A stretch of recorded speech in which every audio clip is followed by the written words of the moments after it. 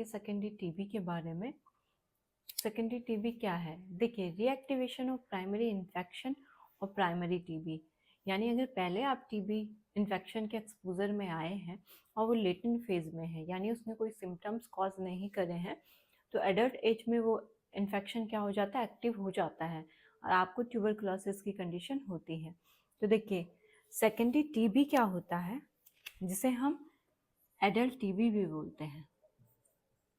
Secondary TB और adult TB, ये infection क्या होता है? ये इन्फेक्शन एडल्ट एज में होता है। ठीक है दोस्तों, देखिए मोस्टली जो केस देखे गए हैं, अगर बचपन में आप टीबी इन्फेक्शन के एक्सपोजर में आते हैं और आपको सिम्टम्स नहीं आए हैं और एडल्ट एज में क्या हो जाता है, वो इन्फेक्शन एक्टिव हो जाता है और आपको टीबी की कंडीशन डेवलप होती है। ठीक है दोस्तों, और ये इन्फेक्शन जो होता है ये आपके फेफड़े के अपर पार्ट को अफेक्ट करता है। प्राइमरी टीबी में क्या देखा गया था, जो इन्फेक्शन होता है वो आपके मिडिल और लोअर लोब में होता है, लेकिन सेकेंडरी टीबी में क्या होता है, ये आपके अपर लोब को अफेक्ट करता है।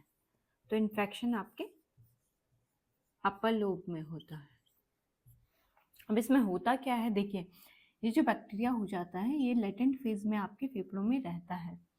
ठीक है, अब जैसे ये इन्फेक्शन एक्टिव होता है तो ये क्या कर देता है, आपके फेफड़े के टिश्यूज को क्या कर देता है, डैमेज करना स्टार्ट कर देता है। ये इन्फेक्शन एक्टिव हो जाता है। अब जैसे ही इन्फेक्शन एक्टिव हो जाएगा तो यहाँ पर ये क्या होगा, कैविटी फॉर्म कर देगा।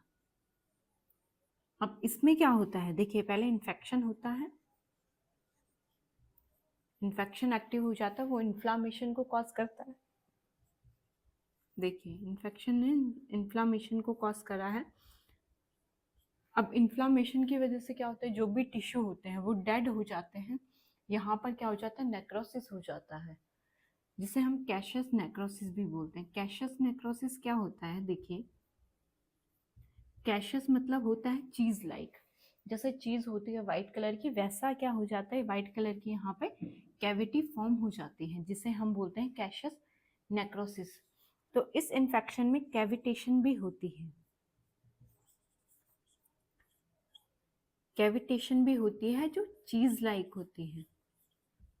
जैसे चीज होती है वाइट, वैसे यहाँ पर कैविटी बन जाती है। ठीक है दोस्तों, अब देखिए इस इन्फेक्शन में क्या होता है, देखिए प्राइमरी जो इन्फेक्शन था उसमें इन्फेक्शियसनेस थी वो बहुत कम थी, यानी जब वो इन्फेक्शन होता है तो वो दूसरे लोगों को क्या करता है, अफेक्ट नहीं करता है।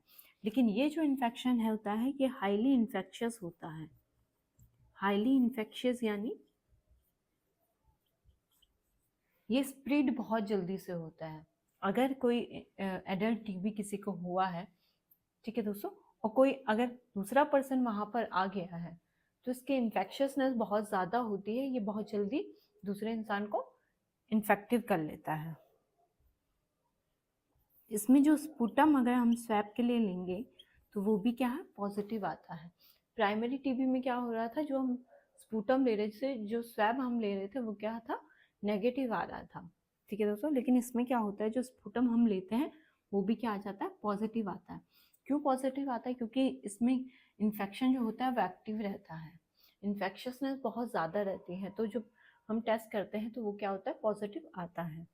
अब देखिए ये जो एरिया होता है, ये जो डैमेज होता है, यहाँ पर क्या कर दिया इसने, टिश्यू को डैमेज कर दिया है। अब इस एरिया को हील कौन करेगा, कैसे ये हील होंगे, तो ये हीलिंग बाय फाइब्रोसिस, फाइब्रोसिस से ये हील होते हैं। फाइब्रोसिस यानी यहाँ पर जो एपिथेलियल सेल्स होते हैं, जब इन्फेक्शन यहाँ पर होता है तो वो सेल्स क्या हो जाते हैं, डैमेज हो जाते हैं, डेड हो जाते हैं, नेक्रोसिस वहाँ पर हो जाता है। तो इस एरिया को हील करने के लिए यहाँ पर कनेक्टिव टिश्यू क्या कर देते हैं, इस एरिया में फील हो जाते हैं। यहाँ पर न्यू ब्लड वेसल्स जनरेट होती है और यहाँ पर क्या है, ये एपिथेलियल जो कनेक्टिव टिश्यूज होते हैं वो क्या कर देते हैं, एपिथेलियल सेल को रिप्लेस कर लेते हैं। अब प्राइमरी टीबी में क्या होता है, प्राइमरी टीबी में डिस्ट्रॉफिक कैल्शिफिकेशन हो रहा था, यानी अगर यहाँ पर इन्फेक्शन हो रहा था, ग्रैनुलोमा फॉर्मेशन हो रहा था और टिश्यू डैमेज हो रहे थे, तो उसमें क्या हो रहा था, कैल्शियम यहाँ पर डिपॉजिट हो रहा था, इस एरिया को भर रहा था, इस घाव को भर रहा था।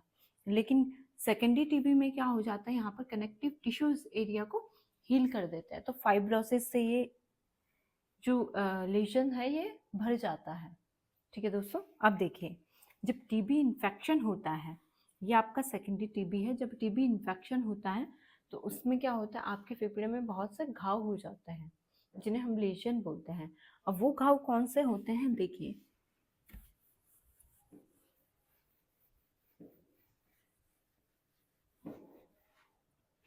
पहला जो लेशन होता है उसे हम बोलते हैं पुहल लेशंस। पुहल लेशंस क्या है, देखिए ये आपकी कॉलर बोन है और यहाँ पर आपके क्या होते हैं, लिम्फ नोड भी प्रेजेंट होते हैं।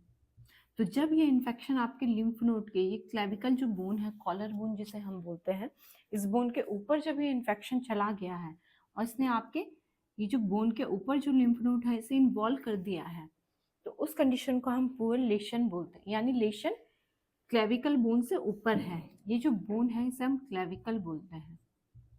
इन्फेक्शन जब क्लेविकल बोन से ऊपर चला जाता है तो उसे हम सुप्रा क्लेविकुलर लेशन बोलते हैं। वो लेशंस कौन से, उन्हें हम पुअर लेशंस बोलते हैं। ठीक है दोस्तों, दूसरा जो होता है उसे हम बोलते हैं एशमांस लेशन। एशमांस लेशन क्या है, देखिए जब इन्फेक्शन आपकी बोन के नीचे के लिम्फ नोड को इन्वॉल्व कर लेता है, ठीक है दोस्तों, तो उसे हम बोलते हैं एशमांस लेशन और उसे हम बोलते हैं इंफ्रा क्लेविकुलर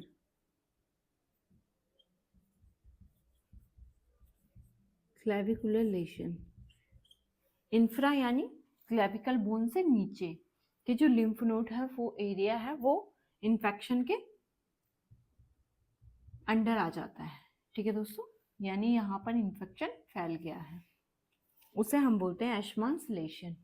अगला जो लेशन होता है उसे हम बोलते हैं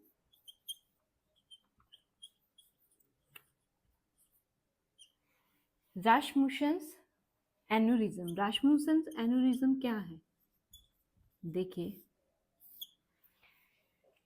अब जो आपका राइट साइड का हार्ट होता है, यहाँ से क्या है, ब्लड फिल्टर होने के लिए आपके फेफड़ों में आ रहा है और फिल्टर होने के बाद ये आपके लेफ्ट साइड के हार्ट में जा रहा है। तो जो ये नली क्या है, ये ब्लड को फिल्टर होने के लिए लेके आ रही है, इसे हम बोलते हैं पल्मोनरी आर्टरी। ठीक है दोस्तों, इसे क्या बोलते हैं हम, पल्मोनरी आर्टरी। अब देखिए यहाँ पर क्या होती है, आपकी एल्वोलाई होती है और एल्वोलाई के सराउंडिंग क्या हो जाती है, ये ब्लड वेसल्स होती हैं। जो ब्लड क्या है, फिल्टर होने के लिए फेफड़ों में आ रहा है। यहाँ पे कैपिलरीज होती है, टिश्यूज होते हैं। तो जब आपको इन्फेक्शन होता है और इन्फेक्शन मान लीजिए ये धीरे धीरे क्या है, इस एरिया को इन्फेक्टेड कर रहा है, तो जो भी यहाँ पर एल्वोलाई है, जो भी यहाँ पर ब्लड कैपिलरीज हैं, ये जो डैमेज हो जाती है, या ये इन्फेक्शन क्या है, इस कैपिलरी को इन्वॉल्व कर लेता है, एल्वोलाई को डैमेज कर देता है। ठीक है दोस्तों, तो जब ये इन्फेक्शन जो है इस पल्मोनरी आर्टरी को, छोटी छोटी जो कैपिलरीज होती हैं, जिस एरिया को क्या कर रही है, सप्लाई पहुंचा रही है, यहाँ पर क्या हो रहा है, ब्लड फिल्टर होने के लिए आ रहा है। तो जब ये कैपिलरी भी इन्फेक्शन में इन्वॉल्व हो जाती है तो ये रप्चर्ड हो जाती है, ब्लड इनसे निकलता है। वो ब्लड क्या है, आपके कफ के साथ भी आता है, उसे हम बोलते हैं रास्मुसेंस एन्यूरिज्म। ठीक है दोस्तों, एन्यूरिज्म मतलब होता है जब नली क्या हो जाती है, इसकी वॉल वीक हो जाती है, ये नली डायलेट हो जाती है, फूल जाती है, उस कंडीशन को हम एन्यूरिज्म बोलते हैं। तो इसमें क्या होता है, यही कंडीशन होती है, जो यहाँ पर छोटी छोटी कैपिलरीज आपके फेफड़ों में होती हैं, वो रप्चर्ड हो जाती है, वो ब्लड आपके कफ से आता है और मुंह से निकलता है। ठीक है दोस्तों, तो ये सारे घाव आपके फेफड़े में होते हैं। अब देखिए ये इन्फेक्शन आपकी बॉडी के किस किस पार्ट को अफेक्ट करता है। देखिए जब इन्फेक्शन आउट ऑफ कंट्रोल हो जाता है, इन्फेक्शन बहुत ज़्यादा बढ़ गया है, तो स्प्रेड होने लगता है। तो सबसे पहले ये आपके स्प्रेड होता है लिम्फ नोड में। ठीक है दोस्तों, ब्लड के थ्रू ये आपके लिम्फ नोड में जाता है और लिम्फ नोड के बाद ये कौन से एरिया को अफेक्ट करता है, जो आपका अपर रिस्पायरेटरी ट्रैक्ट है, यानी जो आपका लैरिंग्स है, फेरिंग्स है, जो विंड पाइप है, फूड पाइप है, ये इन्वॉल्व हो जाते हैं। तो आपका लैरिंग्स इन्वॉल्व हो गया है, फेरिंग्स इन्वॉल्व हो गया है, एपिग्लॉटिस को इसने इन्वॉल्व कर दिया है, ठीक है दोस्तों। इसके बाद ये जो आपके फेफड़ों की आउटर कवरिंग होती है जिसे हम बोलते हैं प्लूरा, तो यहाँ पर ये इन्फेक्शन फैल जाता है, उसे हम बोलते हैं ट्यूबरकुलस प्लूरल इफ्यूजन। इस कवरिंग को हम प्लूरा बोलते हैं और यहाँ पर जब इन्फेक्शन फैल जाता है तो उसे हम प्लूरल इफ्यूजन बोलते हैं। ठीक है दोस्तों। अब ये इन्फेक्शन क्या है सब, क्योंकि ये जो ब्लड फिल्टर होके क्या है आपके हार्ट में भी जा रहा है, तो इन्फेक्शन ब्लड के साथ साथ आपके हार्ट में भी पहुंच जाता है। तो हार्ट की जो कवरिंग होती है उसे हम बोलते हैं पेरिकार्डियम, तो वहाँ पर भी इन्फेक्शन फैल जाता है, तो उस कंडीशन को हम बोलते हैं ट्यूबरकुलस पेरिकार्डाइटिस। वहाँ पर भी इन्फ्लामेशन कॉज करता है। पेरिकार्डियम यानी हार्ट की जो कवरिंग होती है। ट्यूबरकुलस जो टीबी इन्फेक्शन है, ट्यूबरकुलस पेरिकार्डाइटिस, आईटी जहाँ पर लगता है वहाँ पर बात इन्फ्लामेशन की हो रही है। तो जब इन्फेक्शन होता है, इन्फ्लामेशन होती है, तो वो आपके हार्ट को भी इन्वॉल्व करता है। अब देखिए, जब ये हार्ट को इन्वॉल्व करेगा और हार्ट से क्या होता है, ब्लड पंप होता है, वो आपकी पूरी बॉडी में जाता है, तो इन्फेक्शन सर्कुलेशन के थ्रू आपके ब्रेन में भी जाएगा, और ब्रेन में जाएगा तो ये ट्यूबरकुलोमा फॉर्म करेगा। ओमा शब्द जहाँ पे जुड़ता है वहाँ पर ट्यूमर की बात हो रही है, यानी एक्स्ट्रा ग्रोथ हो रही है। तो ओमा मतलब हो रहा है आपके ब्रेन में ट्यूमर फॉर्म हो रहा है। जो टीबी इन्फेक्शन है वो आपके ब्रेन में क्या है, ट्यूमर बना रहा है। वो ट्यूमर कहाँ बनाता है, पोस्टीरियर फोसा में। देखिए आपके हार्ट में जो आपके ब्रेन में क्या होता है, ये आपका एंटीरियर फोसा होता है।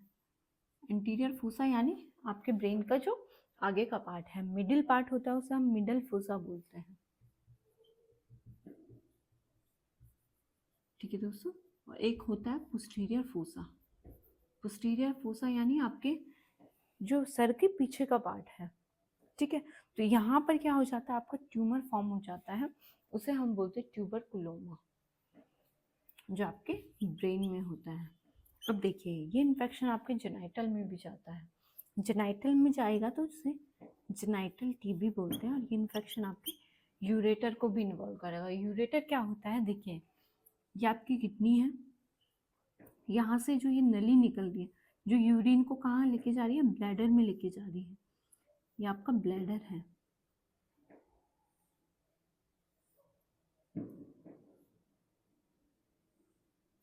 तो क्या होता है, देखिए ये यूरिन क्या है, यूरेटर के थ्रू, इस नली के थ्रू आपके ब्लैडर में आती है।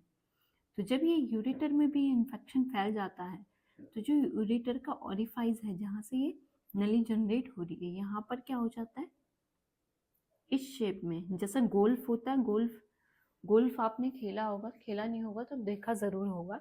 गोल्फ जब खेलते हैं तो उस बॉल को क्या है, हम होल के अंदर डाल देते हैं, तो इस टाइप का यहाँ पे घाव बन जाता है, जिसे हम बोलते हैं गोल्फ होल यूरेटर। ठीक है दोस्तों। और ये जो इन्फेक्शन होता है, ये आपके ब्लैडर में जब पहुंचता है, तो ब्लैडर में क्या हो जाती है, पिटिंग हो जाती है, उसे हम बोलते हैं थिम्बल ब्लैडर। थिम्बल ब्लैडर यानी जो टीबी इन्फेक्शन है उसने आपके ब्लैडर को भी इन्वॉल्व कर दिया, यूरेटर को भी इन्वॉल्व कर दिया, तो उसे गोल्फ होल यूरेटर हम बोलते हैं। अब ये इन्फेक्शन क्या है, देखिए ये आपकी स्पाइन तक भी चला जाता है। स्पाइन यानी जो आपकी रीढ़ की हड्डी होती है। जब इन्फेक्शन आपकी रीढ़ की हड्डी में जाता है तो उसे हम बोलते हैं पॉट्स डिजीज, पॉट्स डिजीज और स्पॉन्डिलाइटिस। ये आपकी जो रीढ़ की हड्डी होती है उसके निचले भाग को इन्फेक्टेड करती है, जिससे आपको बैठने में, चलने में, ठीक है, उठने में दर्द होता है। आपके लोअर पार्ट में क्या हो जाती है, नमनेस फील होती है। तो वो किस वजह से होती है, जब टीबी इन्फेक्शन आपकी रीढ़ की हड्डी को भी इन्वॉल्व कर लेता है। अब देखिए, टीबी इन्फेक्शन क्या हो जाता है, इसकी जो पावर होती है, इन्फेक्शसनेस होती है, बहुत स्ट्रांग होती है, बहुत ही ज़्यादा एक्टिव होती है। तो ये आपके क्या है, फेफड़ों को भी इन्वॉल्व कर देता है, आपके बॉडी पार्ट्स को भी इन्वॉल्व कर लेता है। ठीक है दोस्तों। तो इसको कंट्रोल करना बहुत ज़रूरी है। अगर ये आउट ऑफ कंट्रोल हो गया तो क्या है, ये सारे बॉडी पार्ट्स को डैमेज कर लेता है धीरे धीरे। ठीक है दोस्तों। तो अपनी लाइफस्टाइल को हेल्दी रखिए और अपना ध्यान रखिए। अगली वीडियो में हम बात करेंगे अगली प्रॉब्लम के बारे में। धन्यवाद।